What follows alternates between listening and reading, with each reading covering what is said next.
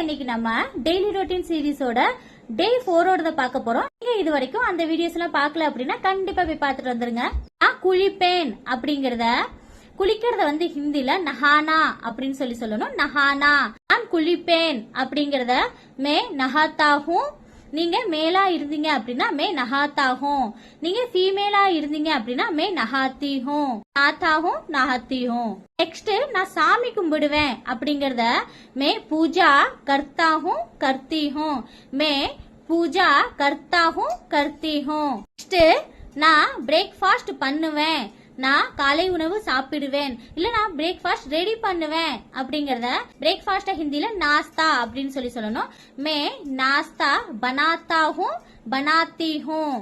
Banana அப்படின்னா பண்றத தான் பனானா அப்படின்னு சொல்லுவோம். கானா அப்படின்னா சாப்பாடு, சாப்பிடுறது தான் கானா அப்படின்னு சொல்லுவோம். பிரேக்ஃபாஸ்ட் சொல்றப்ப நாஸ்தா அப்படின்னு சொல்லணும். மே நாஸ்தா கர்த்தா ஹூ கர்த்தி ஹூ. கர்னா அப்படின்னா பண்றது, பிரேக்ஃபாஸ்டுக்கு சொல்றப்ப கர்னா அப்படின்னு சொல்லணும். மே நாஸ்தா கர்த்தா ஹூ கர்த்தி ஹூ.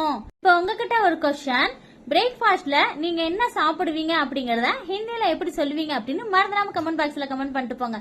வீடியோ பிடிச்சிருந்துச்சுன்னா மறந்துடாம ஷேர் பண்ணிக்கோங்க. பாய்.